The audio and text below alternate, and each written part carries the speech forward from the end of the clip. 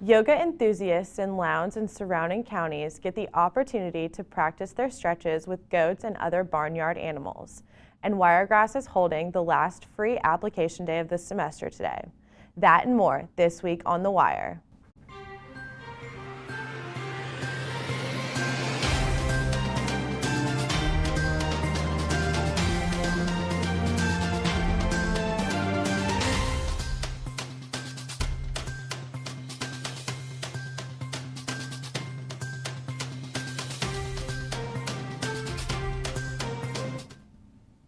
Welcome to this week's episode of The Wire. I'm Emily Foles. The prosecution against a Colquitt County man for the murder of 5 people 3 years ago continues. Jeffrey Allen Peacock is accused of killing Jonathan Garrett Edwards, Ramsey Jones Pidcock, Aaron Reed Williams, Alicia Brooke Norman, and Jordan Shane Croft, and then setting their house on fire. 3 dogs were also found dead at the scene. Peacock had been kicked out of the home and inner circle of the group of friends for drug use. Valdosta State University's Blazer basketball team hosted their annual youth basketball camp for 1st through 4th graders this week. Head coach of the Blazers says even if the kids don't find a love for basketball, he hopes they can at least become interested in pursuing a higher education. Current VSU basketball players also took the time to inspire the younger generation of Blazers to be the best that they can be.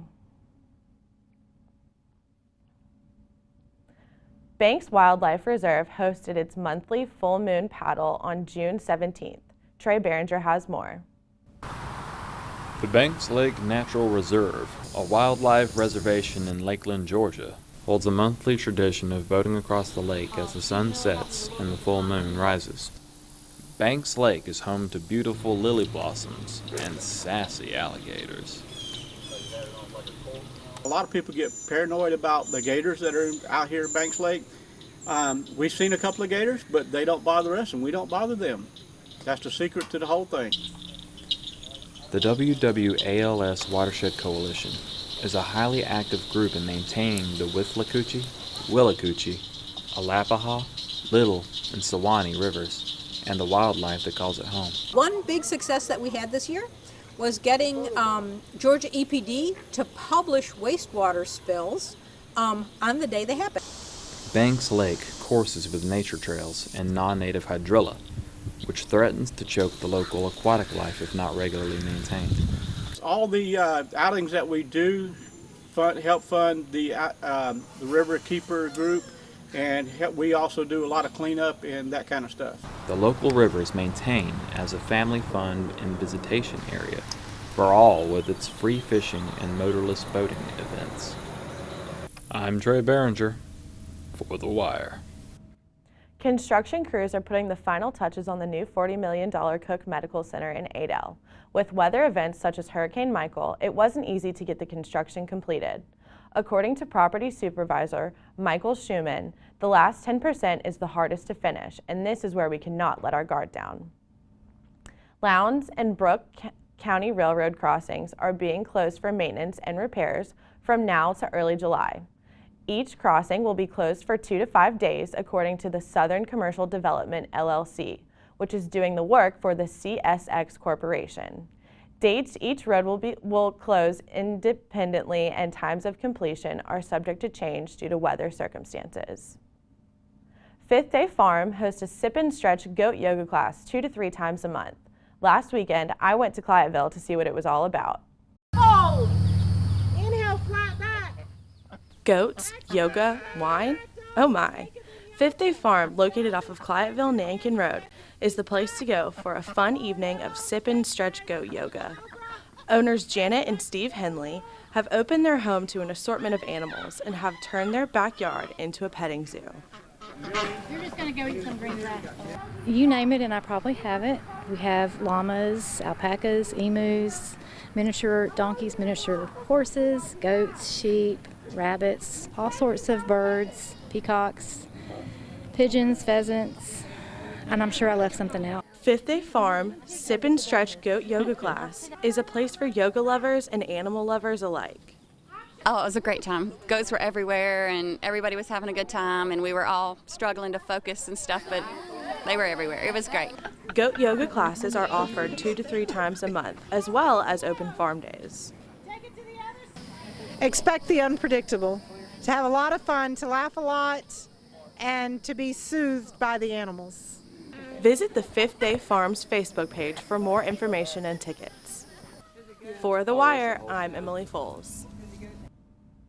Military families are rejoicing as soldiers return from their deployment to the Horn of Africa. 50 airmen from the 41st Rescue Squadron, 38th Rescue Squadron, and 723rd Aircraft Maintenance Squadron were deployed for 6 months and are now able to reunite with their loved ones. Brittany Jeffrey, wife of Lieutenant Colonel Kevin Jeffrey, waited excitedly with her 2-year-old daughter. Lieutenant Colonel Jeffrey missed her 2nd birthday, so they can celebrate now that he is coming home. Wiregrass Georgia Technical College is wrapping up their free application week today. This week was the first free application week for Wiregrass, in which in the past had been limited to a single day. Free Application Week is a week that we've set aside where students can come out to our campus or apply online, and we waive the $25 application fee. Wiregrass has been heavily promoting the free application week on their website and on social media. I heard good things about Wiregrass on Facebook and everywhere else, so I'm looking at the nursing or something in the healthcare for sure, something in the healthcare. Fall semester begins on August 14th.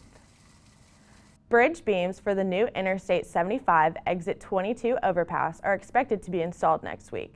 With this installation, this will make traffic pacing more necessary, according to the state officials. Northbound traffic is expected to be paced on June 24th, and southbound is expected to be paced on the 26th. Once the beams are set, the contractors will begin working on the deck along with the driving surface and barrier wall. Life South Blood Center celebrated its National World Blood Donor Day last Friday. Demavin Knighton has the story. Life South Community Blood Center celebrated its National World Blood Donor Day. The New South Georgia Regional Library and Life South Community Blood Center teamed up to host this annual World Blood Donor Day. Life South's daily goal is 12 donors per day. So today is actually World Blood Donor Day, but the goal for today and Life South's daily goal is 12 donors per day. Life South also has a center on Woodrow Wilson Drive where blood can also be donated through walk-ins or appointments. The procedure takes about 30 minutes start to finish. You'll answer some questions, we'll do your interview and your physical, and find out if you make a good candidate to donate, if you meet the criteria. You draw a pint of blood. With 1 pint, you're saving 3 lives. And you're just helping save somebody's life. You never know when you'll need, a donation one day. So they could log on to lifesouth.org. Wherever they are, if they're not in Valdosta, they can punch in their zip code. It'll say where the bus is or the closest center that's located. And then you can set appointments and then, just kind of show up. For The Wire, I'm Demavin Knighton. On Saturday, June 15th, the Georgia Beer Company in downtown Valdosta hosted the first ever Super Dad 5K in honor of Father's Day. The race started at the Georgia Beer Company at 8 a.m. and went through all of downtown Valdosta. Runners of all ages were able to participate and dress up as a superhero, including the runners' four-legged friends.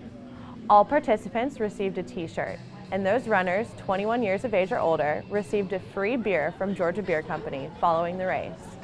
Red Owl Coffee Company and Daylight Donuts were also available to the public. Awards were given to the top male and female in each age group, and special awards were given to the oldest and youngest runners. Second Harvest will be coming to Tift County. The new warehouses will consist of one 20,000 square foot facility and one 30,000 square foot facility. These warehouses will be transformed into food banking operations right off of I-75. This new facility will bring new jobs to Tifton, and Second Harvest provide basic needs for families around the area after the Albany location closed its doors in May. That's all the news we have for this edition of The Wire. Thank you for joining us. I'm Emily Foles.